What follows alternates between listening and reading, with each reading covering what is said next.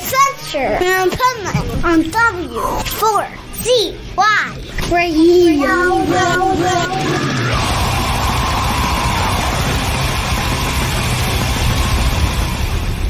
Wake up, America!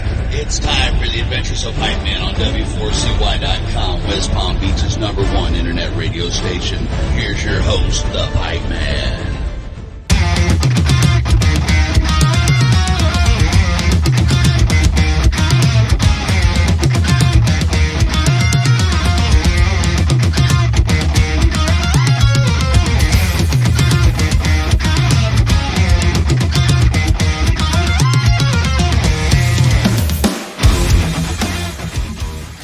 This is the Pipeman here on the Adventures Pipeman W4CY Radio. And I have our next guest who is, man, what an amazing musician and has some great music. I love when you can find somebody that really, is into the art of the musicianship itself. And that's who we have here. Now, hopefully, I won't butcher his name because I totally forgot to ask before the interview, and I hate doing that. So I'm going to say Manuel Barbara. Close. It's Barbara, but my name's been butchered in more ways than you can possibly imagine. So I appreciate the effort. Right? I came close. Like the American probably couldn't even say it the right way if I tried 20 times. I'm sure you get it eventually. No doubt. So, when did this all start? Like, when did you find your passion for guitar playing and musicianship in general? That's maybe a slightly unusual story because I kind of didn't really care much about music until I was maybe 16, 17. And I only started playing the guitar at around 17, 18. So wow. Late high school. And throughout high school, I had some friends who got me really into Iron Maiden and Pink Floyd and just classic rock and metal. And one of them played the guitar, and I was like, I want to do that. So I picked up the guitar, started playing. I immediately got way into it, 5-6 hours a day practice kind of way into it, and I managed to get into music school after a year and a half of playing the guitar, which wow, probably says more about the psychotic amounts of practice than about anything else. But that's what it takes. Yeah, it does. I mean, it takes. It does take time, so I felt for a lot of my college time that I was kind of behind just because I hadn't done this since I was a kid, and a lot of the people who I was interacting with were like, hey, I don't even remember when I first started playing the drums or whatever it was. So I feel like now I am way more, I guess mature is the word as an artist than I was back then, but which is, kind of... I feel like this last EP is the best thing I've done basically ever so far because of that. And let's hope so, right? Because as you continue to make music, we should hope that it gets better and better, at least for ourselves, what we're proud of, because as a musician, you're your own worst critic. Tell me about it.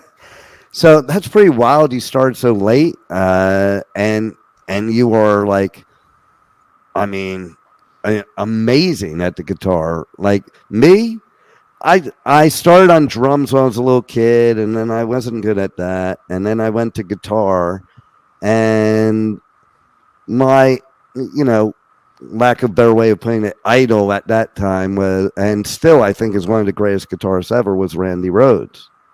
Yeah. And I remember reading that he practiced 8 hours a day. So to your point, that's what it takes. And I was like, I don't think I have 8 hours a day to learn how to play guitar. Yeah, you have that when you're 15, and you don't have that at any other point in your life, I think. I know, right? Yeah, exactly. So, it is pretty amazing that you put that kind of work into it at a time in your life probably where you had to put a lot of work in other places as well. True. But one thing I will say is that as I have grown, I think I've learned to practice a lot more efficiently. So I don't think I need 5 hours to get a good practice session in anymore. But especially when you're starting out, it's just there's no like easing into like when when I built my calluses. I was like, I want to play fast, so I just started playing a Mike Badio riff for hours until my finger started bleeding, and I was like, I don't have problems with pain anymore. I guess I'm just that kind of person. I dive in until it hurts, and then it doesn't hurt anymore. Well, there you are. You're a natural for playing guitar for sure, and you know, I'm always amazed at people like yourself. They're just so proficient, and also I gotta tell you that I love the spin, because I don't think it's a spin, and I'll say why, of metal and classical and progressive, because I've always said for years that people don't understand metal music comes from classical music. It's a derivative of. So to me, it's just normal what you're doing. Yeah, I mean, I don't think it's a spin. I don't know if I entirely agree that it comes from classical music, but I think it's like the closest that the pop tradition gets to being classical music. And I think a lot of people, when they hear, it's metal and classical, they're like, oh, Yngwie Malmsteen, or oh, it's Nightwish. You made a metal song and put some strings on top of it, and that's not what I do. Mm-hmm. I'm trained in traditional composition, especially like modern stuff, like when the composer started getting real weird with it. And I love it. And I think there's a lot to be learned harmonically in terms of song structure, in terms of just the way you're thinking about putting together a piece of music from that tradition. So what would you say is the difference, basically in how you do it or how you learn from you who is classically trained to somebody that just picks up the guitar and just starts playing? There's no wrong or right way to do it, and I'm not classically trained in guitar at all. I'm classically trained in composition, which is a very different thing. But there's no right or wrong way to do it. It's just when you learn to write music in a more traditional sense, you learn a lot about thematic development. You learn all these ways to play with notes that you might not come up with if you were just and people do, like the Periphery guys come up with this stuff all the time, just kind of intuitively. But for me, I'm a very rational, analytical kind of person, and I don't think I would have gotten to a lot of the choices that I do make when I write without that training. Mm-hmm. So I think it just boils down to how you need to internalize these ideas. There you go. And so tell us about the EP, Whisper in a Storm, and you have guests on pretty much every song, which I think that's pretty cool. So tell us a little bit about it, and a little bit about what made you bring each guest for that specific song.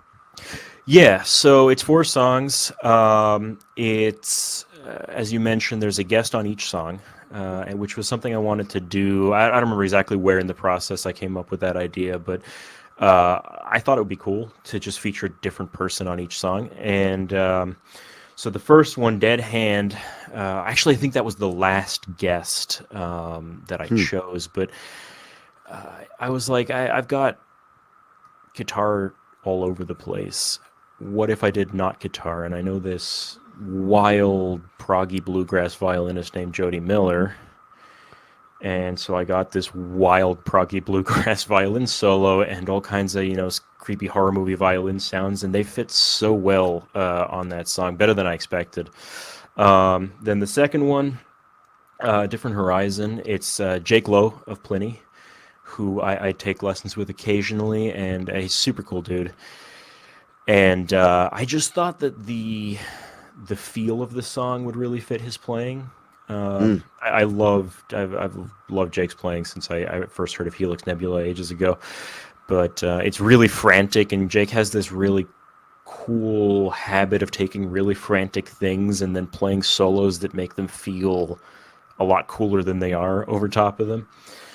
Third song, Third song is A Different Horizon, and it features my dear friend Mike Bala, who plays in the death metal band that I play in, Nice. Necronomicon Ex Mortis.